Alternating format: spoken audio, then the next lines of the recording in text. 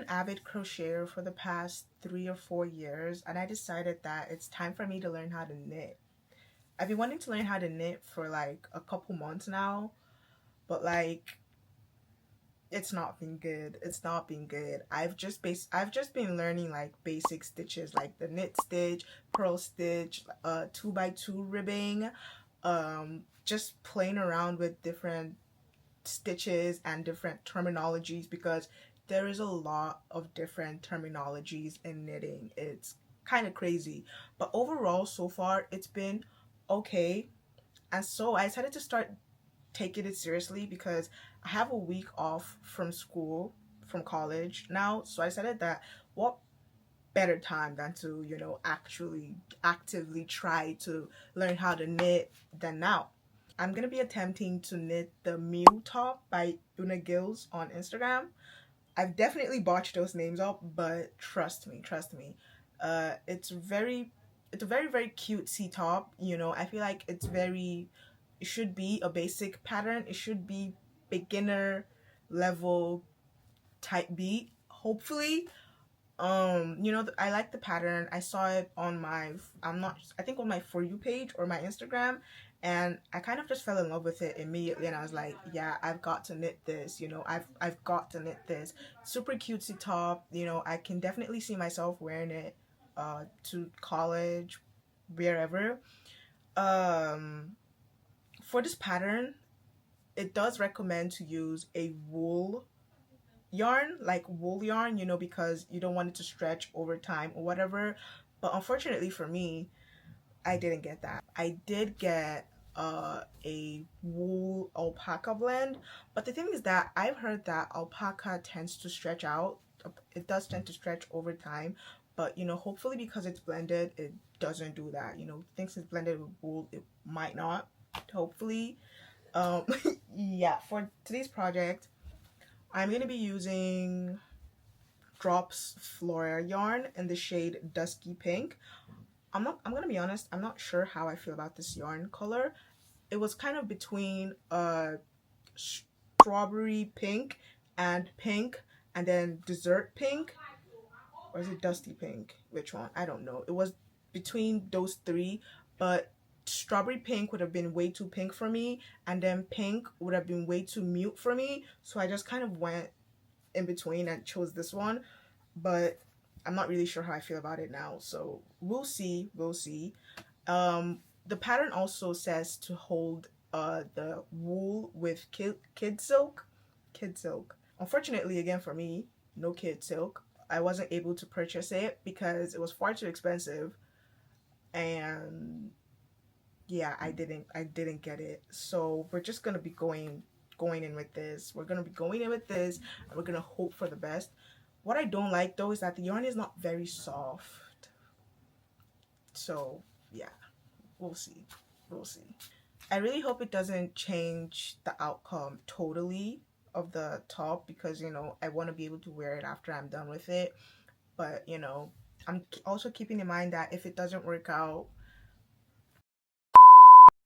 jokes. But yeah, but yeah, let's see. I'm gonna knit a gauge swatch and we'll see what goes on from there.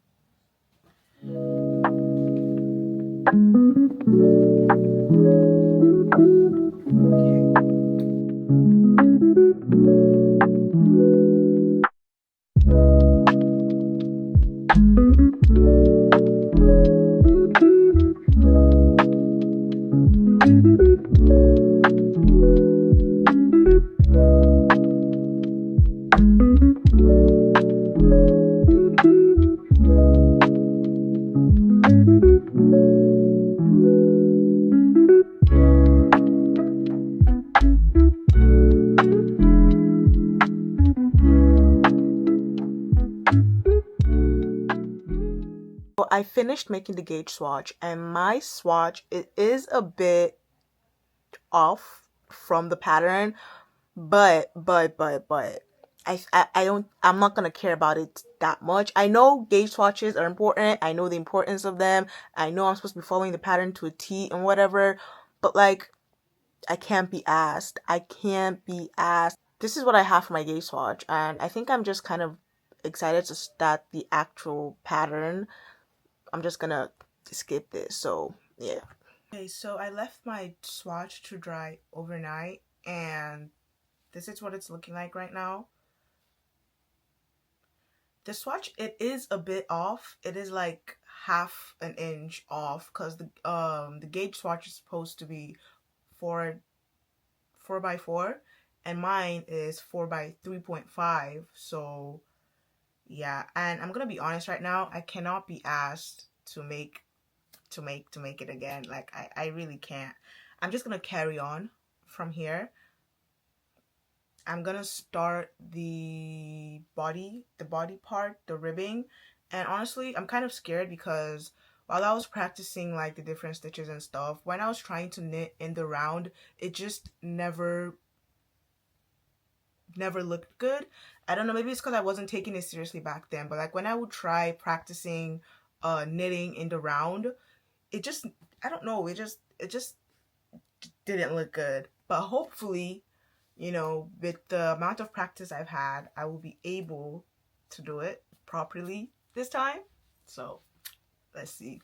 Okay, so I've just finished casting on all my stitches. I did decide to size down a bit. I went from, instead of doing an XL, I decided to do a large because over time the garment will stretch a little bit. So I just wanted to keep that in mind, and I decided to size down. Uh, it took me a while actually to cast on because I kept on counting and counting and counting. I was like, yeah, I was so sick of it, but finally I casted on the amount of stitches, and I've just joined in the round. It's looking a bit it's looking a bit wonky right now, but let me cook. Now I can finally start like the body part, like the bottom side of it. So yeah.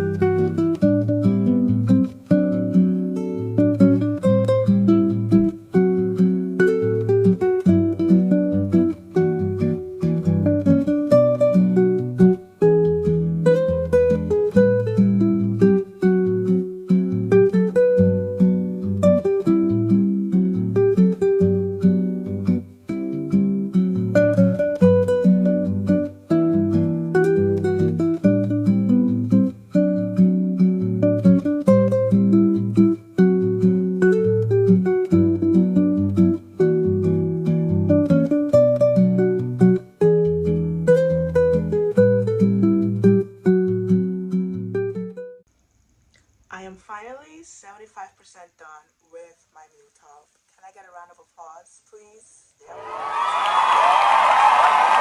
Thank you, thank you. It's been a while.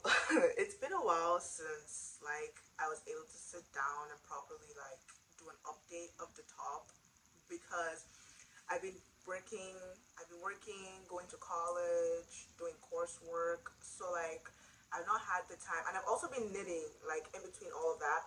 So I've not really had the time to like make a proper like, you know, sit down and like let's see where we're at. But we've made so much progress, so much progress. Yeah, I'm basically almost done. Almost. I've done the first panel. I'm on the second panel, and honestly, I'm so excited to be done. I'm so excited to block and finally wear it because I'm just so excited. I don't know.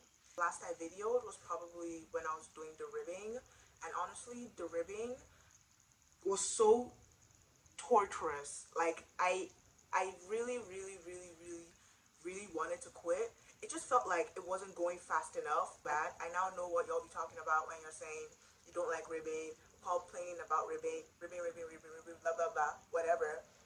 Ribbing sucks. Ribbing really sucks. Genuinely. Like, enough about the ribbing, okay? Because it really, I think the ribbing took most of my time, and it sucked especially because I don't know how to continental knit. So I feel like if I know, I can only continental knit, I can't continental purl. And you know, ribbing, it's consecutive. You know, you have to knit and purl and stuff. But I can't continental purl, but I can only continental knit. So it would have was I tried like continental knitting and then like English purling. I was like, I'm wasting my time right now. Let me just stick to English knitting. So I knit the entirety of the ribbing in English with English knitting, and I think I want to say it took me about 2 weeks off and on to finish it. 2 weeks, a week, I don't remember. But it took me quite a while to finish the ribbing, and honestly, I was low-key losing like my motivation to continue because of the ribbing. It just felt like it wasn't working up as fast as I wanted it to, and it felt like I would never reach the length that I wanted. But I did. I persevered, and I did. And I'm honestly like really, really, really proud of myself because like, look at that. Come on now. Come on. Yep. Look at that. It looks so good. It looks so good. The only problem, apart from not being able to continental knit while I was doing the ribbing, was also probably the fact that my cord was longer than the amount of stitches I had. So it was very, very annoying when I started working up the ribbing. I noticed that it was quite stretched out and it just didn't look tight. So I was like, what the hell is going on? So I went onto Reddit and I asked for like some suggestions on what to do because I already started. I think I was around like 5 rows in, and that might not seem much. That might not seem like much, but it was to me. It was. I was not about to unravel the entire thing and start again. So I just went on Reddit. I was like, what y'all think I should do? Should I buy like the proper cord that the pattern calls for, or like is there any other way that I can do it? And then they were so nice to tell me that I could either use a magic loop or a traveling loop. And honestly, I made the groundbreaking discovery of a traveling loop, and honestly I think I was ecstatic. I was so happy, genuinely, and it was the easiest thing ever. I went between a magic loop and a traveling loop, but a traveling loop is just way, way, way, way easier for me personally, and it just looked like less steps. Like, it's genuinely the easiest thing ever. And so, yeah, I didn't have to change my cord. I didn't have to buy new knitting needles or whatever. I used the one I had, and it worked perfectly, and the ribbing looks good. Like, it looks good, good, good. Like, but it took a while. It took way too long. Moving on from the ribbing, I went on to the bust shaping, and that wasn't so hard. Once I was done with the ribbing, it was honestly smooth sailing from there because all I had to do was knit in the round, just on and on and on and on and on. And oh my god, I was on cloud 9. I was just knitting in the round, no purling whatsoever, just knitting, knitting, knitting in the round. I think I love knitting in the round. I can't stop. Like, I loved it. But then I had like no issues surrounding like the bust shaping because the pattern, chef kiss. Like, the pattern is really, really, really simple, very easy, especially for me as a beginner. Like, I was not really expecting to understand the pattern as much as I did, but it was honestly so easy. There was obviously terminologies that I didn't know, but a quick YouTube search, Google search, TikTok search fixed me right up. It was so, so easy. And yeah, the bust shaping part was good, and then the knitting in the round was also good. And then came the part of having to split the armholes. Yeah, yeah. I kind of always knew that it was coming. Like, was an impending sense of doom that was coming. But like, I kind of just let it go because, you know, I was knitting in the round, bro. But then I reached the splitting the armhole, and I was like, I got so anxious for no reason, by the way, because can we look at that? I did it. I did it. It really wasn't as difficult as I had imagined it in my head, like, at all.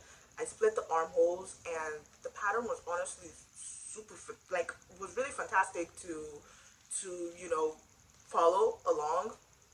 And yeah, I split the armholes off, and then I worked stockinette on the first panel, which obviously, as we know, we have to purl again. While I was splitting off the armholes though, I was so scared of my stitch count. I kept counting over and over and over again. Like, I was literally counting like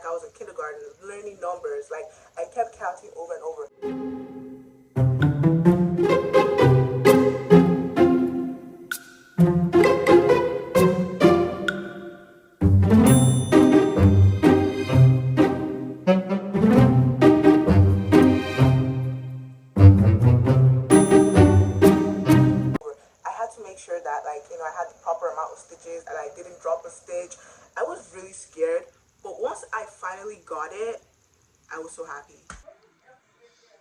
I finally split the armholes off and started walking that stockinette stitch. Like nothing got to me. Nothing has gotten to me. I don't know.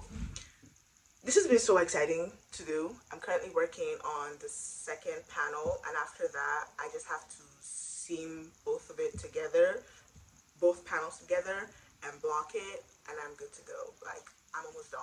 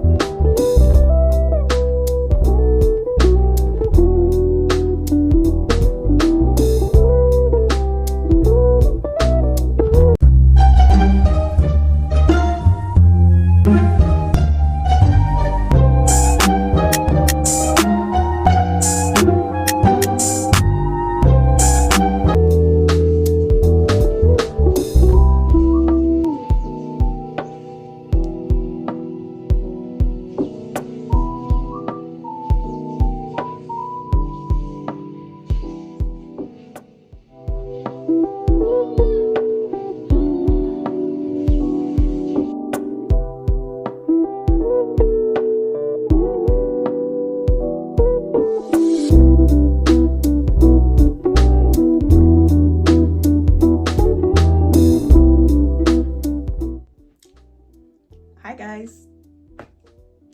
Hey. Hi. I'm finally done. Can we look?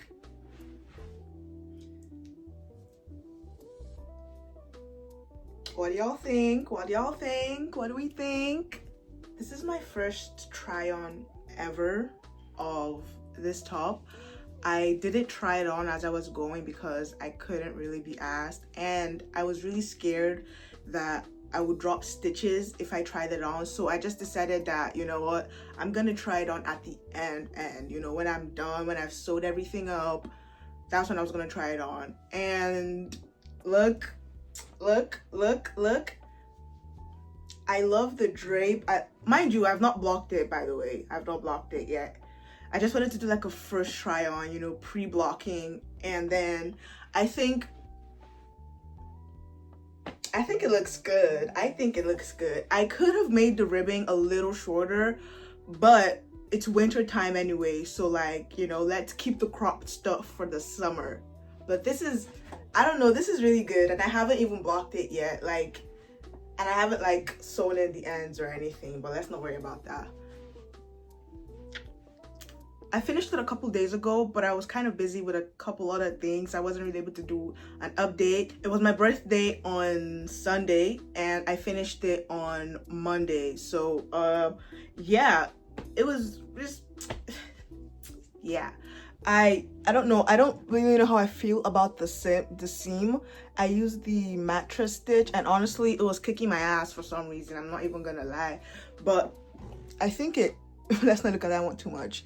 I think it ended up looking all right. I had to like keep redoing it a bunch of times until I was okay with how it looked. But yeah, this is I made this. I made this. Yeah. I'm gonna block it now and I'm gonna dry it, and then I'll show you guys like the final look with it like styled. And you know, we're in the kitchen right now and we're about to start blocking. I do have some experience with blocking before, except I only have experience with steam blocking, because with acrylics you usually steam block them. You know, wet blocking does nothing for acrylics in my experience, and I've never tried wet blocking before, so this is also a new experience that we're going through. Disclaimer, I'm not a blocking expert, I'm not a knitting expert by any means, so like I'm probably not going to be doing things correct or whatever. While I was doing my research about blocking and blocking wool and alpaca blends, I did come up a bunch of information. There's a lot of information online, okay? And most common things that I saw come up was wool wash, like specific types of like silicone washes, like some things that like washes that don't like washes that are meant for wool instead. And honestly, I'm not gonna lie, I was too lazy to search for a wool wash or anything of the sorts in the stores or like online, so I'm just gonna be using detergent. I'm sorry. I'm sorry, I'm just gonna use what I have at home, okay? I've heard people say that they've used dish soap, they've used laundry detergent, they've used fabric softener, and it's worked for them. So honestly, it should work for me. I'm just gonna use the laundry detergent that I have at home. I'm not gonna be putting a lot where, you know, it suds up so much. I'm just gonna put a little drop, and I'm gonna pray for the best, you know, because I've eyeballed like about 40% of this project. I think I can eyeball this part also.